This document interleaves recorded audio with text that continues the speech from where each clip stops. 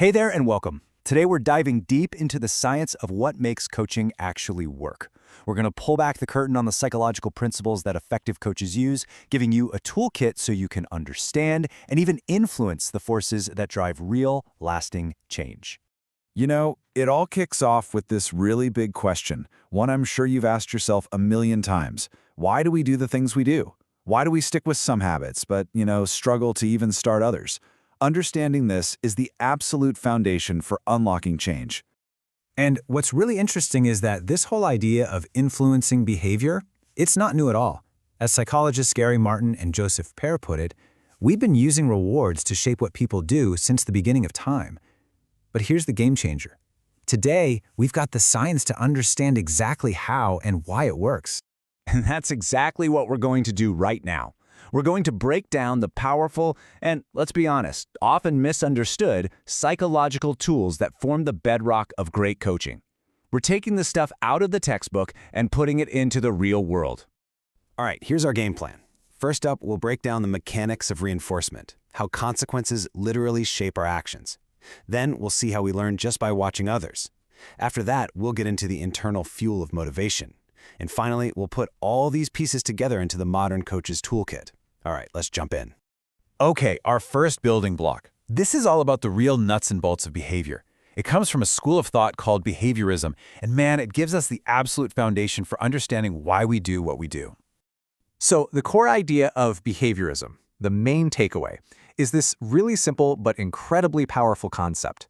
What happens after you do something is what decides if you're going to do it again. Simple as that. It's all about the consequences. Okay, so behaviorism actually breaks down into two main types of learning. First, you've got classical conditioning, Pavlov's dogs, where you learn by association, like a bell means food's coming. But for a coach, where the real magic happens is with the second type, operant conditioning. This is where we learn through consequences. If you do something and a good thing happens, that action gets reinforced. It makes you more likely to do it again. And that is the key to intentionally shaping behavior. And the key tool here is something called reinforcement. Now, this is really important. Reinforcement isn't just a reward like a gold star. It's anything. It could be praise, a bonus, even just a simple smile that makes a specific behavior more likely to happen again in the future. It's like it strengthens that wire between the action and the outcome. So how do coaches actually use this stuff? Well, they have this simple but pretty brilliant formula. It's known as the ABCs of behavior. This lets them break down and really understand pretty much any behavior pattern. Let's walk through it. This slide lays it out perfectly. You've got the antecedent, that's the trigger, in this case giving hot leads to a sales team. That prompts the desired behavior. Boom, the salespeople start making calls. And this is followed by the consequence. They get commissions, they get praise, and that reinforces the behavior of making those calls. See? Antecedent, behavior, consequence. It's a simple little loop, but it's incredibly powerful. Okay, but what about those really big, complicated goals? I mean, you can't just sit around and wait for the perfect outcome, right? That's where this technique called shaping comes in. Just think about teaching a kid to ride a bike. You don't wait for them to do a perfect lap around the block. No way. You reinforce all those little steps along the way. You praise them for just getting on the bike, then for rolling a few feet. You're building momentum until, bam, they hit that final goal. Now, this all makes a ton of sense, right? But it does paint a kind of mechanical picture of how we learn. And that leads to a really important question.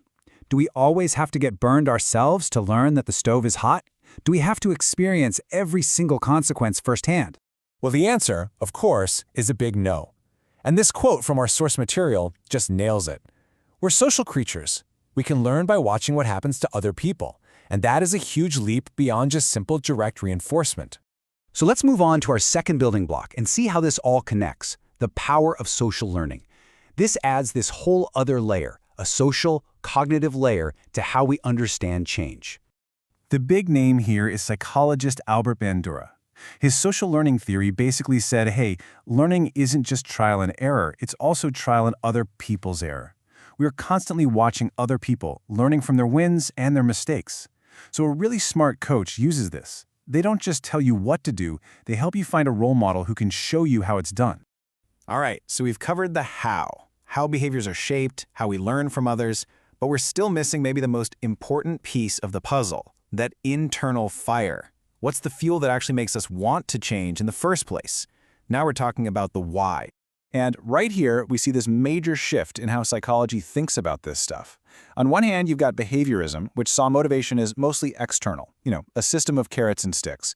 But then, the field of positive psychology comes along and says, hold on, the most powerful motivation, the kind that lasts, comes from inside. It's not just about getting a prize, it's about meeting these deep, core psychological needs. A huge part of this is something called self-determination theory. And the core idea is so simple, but it's also really profound. The most powerful motivation isn't forced on you, it's chosen by you. It has to come from a real sense of personal control, not because someone is making you do it. That's the difference between just going along with something and being truly committed. So, self-determination theory points to 3 universal needs that we all have. First is autonomy, that feeling that you're in the driver's seat of your own life. Second is competence, the feeling that you're good at what you do and you're getting better. And third is relatedness, that need to feel connected to other people. When a coach can help you meet those 3 needs, boom, that's when real, lasting motivation catches fire. Okay, let's put this all together. We have the external mechanics from behaviorism, right? The social angle from Bandura, and that internal fire from positive psychology. A great modern coach, they don't just pick one. They mix all 3 into this incredibly powerful toolkit. So here's what that toolkit looks like in action. A coach starts by looking at the ABCs to figure out what's really going on with the behavior. They use shaping to break down those huge goals into small, achievable wins. They help find role models that their client can learn from. But here's the secret sauce. They do all of this in a way that fuels the client's sense of autonomy, competence, and relatedness. They're not just shaping a behavior from the outside, they're lighting that internal fire that makes the change stick for good. So, we've unpacked the science, right? We've gone from external rewards all the way to our deepest internal drives. And these principles, they aren't just for professional coaches. They're for anyone who wants to understand and influence behavior. Which kind of leaves us with one last thought. Now that you have the toolkit, how are you going to use it to coach the most important person there is? Yourself.